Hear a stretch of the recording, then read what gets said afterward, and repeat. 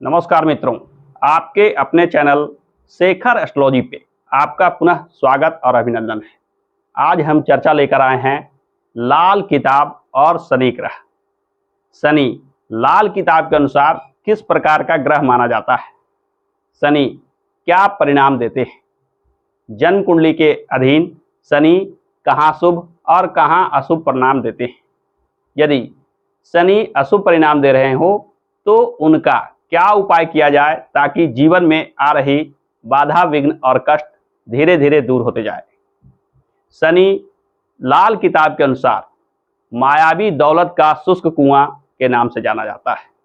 यह शनि न केवल बाधा विघ्न का कारक ग्रह माने जाते हैं, बल्कि शनि अनेक प्रकार के दुख, कष्ट, बीमारी इत्यादि देने वाले ग्रह माने जाते हैं।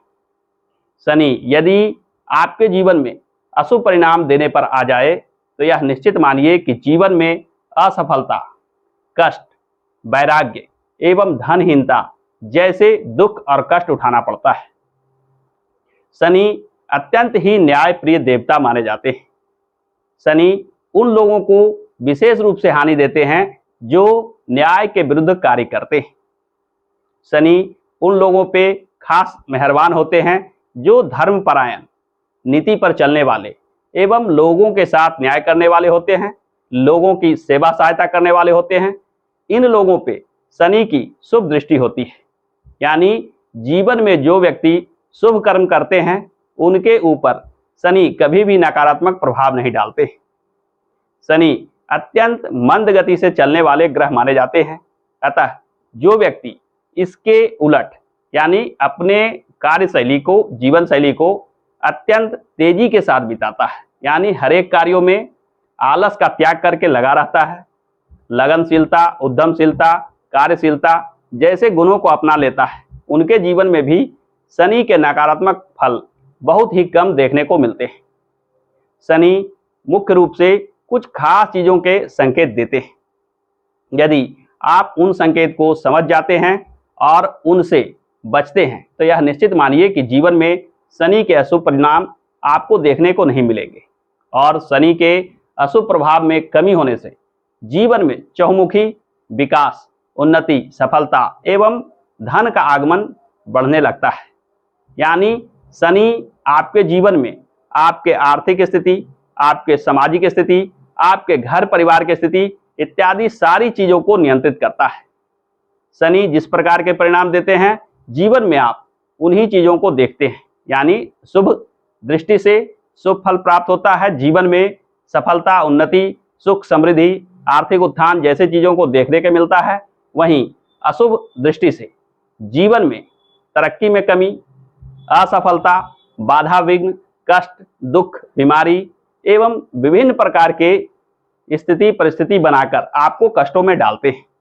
यानी शनि शुभ हो तो जीवन में अनेक शुभता प्राप्त होती है और शनि अशुभ हो तो जीवन में अनेक कष्टों को उठाना पड़ता है। लाल किताब में शनि पहले भाव से लेकर 12वें भाव तक कहीं शुभ और कहीं अशुभ परिणाम देते हैं। आज के इस वीडियो में हम चर्चा करेंगे कि शनि पहले भाव से लेकर 12वें भाव में विराजमान हो तो उनके अशुभ प्रभाव को दूर करने के लिए कौन से उपाय किया जाए ताकि यह दुनियावी दौलत का शुष्क कुआं पानी से भर जाए, यानी जीवन में सफलता, तरक्की, उन्नति प्राप्त होने लगे। तो आइए बिना विलंब किए वीडियो को शुरू करते हैं। यदि बात किया जाए शनि के पहले घर में विराजमान होने की, शनि पहले घर में विराजमान हो तो यह स्वास्थ्य के लिए शुभ नहीं होता है। साथ ही साथ शनि की पूर्ण दृष्टि विवाह भाव पे होती है, अतः वैवाहिक जीवन भी कष्टमय हो जाता है। शनि यदि पहले भाव में विराजमान हो तो आपको चाहिए कि तवा या अंगीठी जो लोहे के बने हो साधु सन्यासियों को दान करें। साथ ही साथ काला सुरमा किसी सुनसान जगह पे भूमि के नीचे दबाएं। इन दोनों उपायों को करने से लाल किताब कहता है कि प्रथम भाव में विराजित शनि के अशुभ प्रभाव धीरे धीरे दूर होने लगते हैं।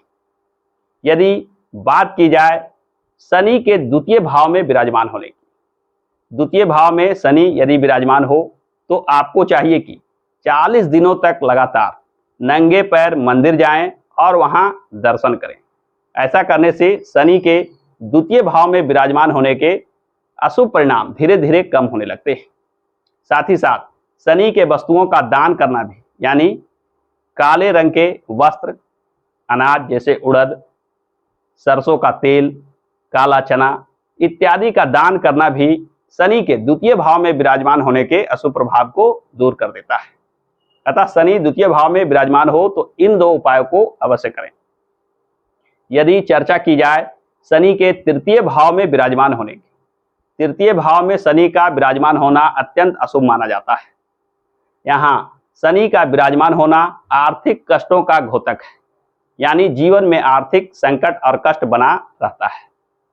यदि आपके कुंडली में शनि तृतीय भाव में विराजमान हो तो आपको चाहिए कि घर के मुख्य दरवाजे पर एक लोहे के कील से कीलित कर दें, यानी वहां गढ़ दें। साथ ही साथ घर के किसी कोने में एक अंधेरा कोठरी बनाकर रखें, यानी एक रूम को बिल्कुल अंधकार युक्त रखें। इन दोनों उपायों को करने से तृतीय भाव में विराजित शनि के सारे अशुभ परिणाम धीरे धीरे कम होने लगते हैं। तृतीय भाव के बाद यदि हम बात करें चतुर्थ भाव में शनि के विराजमान होने की, चतुर्थ भाव में शनि का विराजमान होना अत्यंत अशुभ तो नहीं माना जाता है, परंतु यहाँ भी यह सुख सुविधा में कमी का घोतक होता है। शनि यदि चतुर्थ भाव में विराजमान हो तो आपको चाहिए कि काले कौवे को दूध और चावल से बना खीर अवश्य खिलाएं। साथ ही साथ शनि के वस्तुएं जैसे उड़द की दाल, जैसे सरसों तेल, काले कपड़े इत्यादि का दान करना भी शनि के चतुर्थ भाव में विराजमान होने के अशुभ प्रभाव को दूर करते हैं। यदि बात किया जाए पंचम भाव में शनि के विराजमान होने की, यहाँ शनि का विराजमान होना अत्यंत अशुभ माना जाता है। इसे लाल किताब ने बच्चे खाने वाला सांप की संज्ञा दी है, यानी यहाँ यदि शनि विराजमान हो तो कहीं ना कहीं संतान उत्पत्ति में बाधा विघ्न देखने को मिलता है। यहाँ शनि विराजमान हो, इसके अशुभता को दूर करने के लिए आपको चाहिए कि बहते जल में काला सुरमा प्रवाहित करें। साथ ही साथ बादाम का दान भी यहाँ स्थित शनि के अशुभ प्रभाव को कम कर देता है। यानी पंचम भाव में शनि विराजमान हो तो आपको बहते जल में सुरमा अवश्य प्रवाहित करना चाहिए। साथ ही साथ बादाम का दान नियमित रूप से करना चाहिए। इन दोनों उपायों को करने से यह निश्चित मानिए कि आपके जीवन में आ रही संतान उत्पत्ति से संबंधित बाधा विघ्न शीघ्र दूर हो जाते हैं। पंचम भाव के बाद यदि हम बात करें छठे भाव में शनि के विराजमान होने की, यहाँ शनि का विराजमान होना रोग व्याधि, शत्रु, ऋण, कष्ट इत्यादि को बढ़ा देता है। यदि आप भी इन समस्याओं से परेशान हैं तो आपको चाहिए कि बहते जल में बादाम का प्रवाह अवश्य करें, यानी बादाम को लेकर बहते जल में प्रवाहित करें। साथ ही साथ छठे भाव में स्थित शनि के उपाय के लिए जूतों का दान भी बताया गया है। यानी छठे भाव में शनि विराजमान हो और आपको विशेष दुख कष्ट उठाना पड़ रहा है तो इन दोनों उपायों को, यानी बादाम को जल प्रवाहित करना और जूतों का दान करना, इन्हें अवश्य करना चाहिए। ऐसा करने से आप देखिएगा कि आपके जीवन में आ रही रोग, ऋण, शत्रु संबंधित बाधा विघ्न धीरे धीरे दूर होने लगेंगे। यदि बात की जाए शनि के सप्तम भाव में विराजमान होने की, सप्तम भाव में शनि का विराजमान होना वैवाहिक जीवन में कष्ट देता है। यदि आपके कुंडली में शनि सप्तम भाव में विराजमान हो तो आपको चाहिए कि घर में किसी पात्र में भरा हुआ शहद अवश्य रखें। ऐसा करने से सप्तम भाव में स्थित शनि के अशुभ प्रभाव धीरे धीरे दूर होने लगते हैं। यदि बात की जाए शनि के अष्टम भाव में विराजमान होने की, अष्टम भाव का शनि अत्यंत अशुभ माना जाता है। यहाँ शनि विराजमान हो तो जीवन में अनेक प्रकार के कष्टों को देखना पड़ता है। इसके उपाय के लिए बताया गया है कि काली गाय की सेवा करें। साथ ही साथ शनि के वस्तुओं का दान करें, यानी उड़द, सरसों तेल, काले कपड़े इत्यादि चीजों का दान करना भी अष्टम भाव में विराजित शनि के अशुभ प्रभावों को दूर कर देता है। यदि नवम यानी भाग्य भाव में विराजित शनि की बात की जाए, यहाँ शनि का विराजमान होना भाग्य में बाधा, विघ्न और विलंब का घोतक होता है। यानी जीवन में अनेक प्रकार के कष्टों को देखना पड़ता है। इसके लिए लाल किताब बताता है कि आप एक काला कुत्ता पाल कर रखें या किसी काले कुत्ते को रोटी खिलाएं। इन उपायों को करने से, यानी काले कुत्ते की सेवा करने से नवम भाव में विराजित शनि के अशुभ प्रभाव धीरे धीरे दूर होने लगते हैं। जीवन में भाग्य का सहयोग मिलने लगता है। नवम भाव के बाद हम चर्चा करते हैं शनि के दसम भाव में विराजित होने। शनि यदि दसम भाव में विराजित हो तो आपको चाहिए कि अपने शरीर पर सोना धारण करके रखें। साथ ही साथ लोगों का आदर सत्कार विशेष रूप से करें। किसी को भी अपमानित ना करें, किसी से आशीर्वाद लें, किसी से श्राप लेने की कोशिश ना करें। यानी अपना संस्कार, अपना आचार विचार और व्यवहार बिल्कुल ही सांसारिक और संस्कारी ढंग का बनाकर रखें। ऐसा करने से दसम भाव में विराजित शनि आपके जीवन में अशुभ प्रभाव धीरे धीरे कम कर देगा और जीवन में सफलता उन्नति प्राप्त होने लगेगी। क्योंकि दसम भाव में विराजित शनि रोजी रोजगार के क्षेत्र में विशेष बाधा विघ्न खड़ी कर सकता है। दसम भाव के बाद यदि हम बात करते हैं एकादश भाव में विराजित शनि की। शनि यदि एकादश भाव में विराजित हो तो यह आय को लेकर विशेष बाधा विघ्न खड़ी कर देता है। जीवन में आर्थिक कष्ट देखने को मिलता है। यानी लाख प्रयास करने के बावजूद भी आय प्राप्ति में बाधा विघ्न लगा रहता है। इसके लिए आपको चाहिए कि लगातार 40 दिन तक शराब या सरसों का तेल जमीन पर गिराएं। प्रातःकाल उठते ही शराब या सरसों तेल दोनों में से कोई एक चीज प्रतिदिन जमीन पर गिराना एकादश भाव में विराजित शनि के अशुभ प्रभाव को धीरे धीरे कम कर देता है। जीवन में आ रही आय संबंधित परेशानियां धीरे धीरे दूर होने लगती है।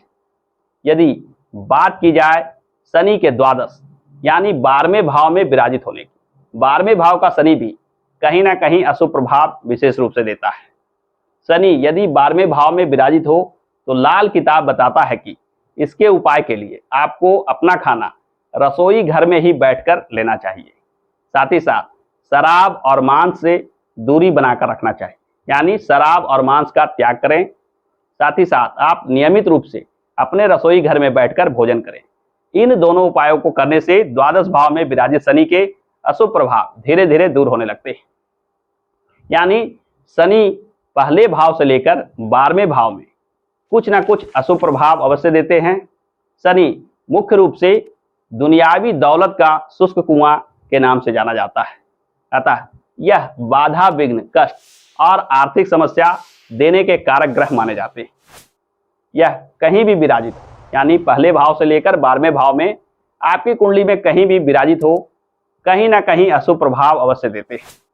इसके उपाय के लिए लाल किताब ने पहले घर से 12वें घर के बारे में अलग अलग उपाय का वर्णन किया है।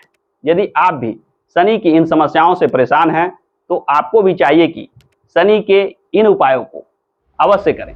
ऐसा करने से आप देखिएगा शनि जो आपके जीवन में बाधा विघ्न और कष्ट दे रहे हैं, अब धीरे धीरे वे बाधा विघ्न और कष्ट दूर होते चले जाएंगे।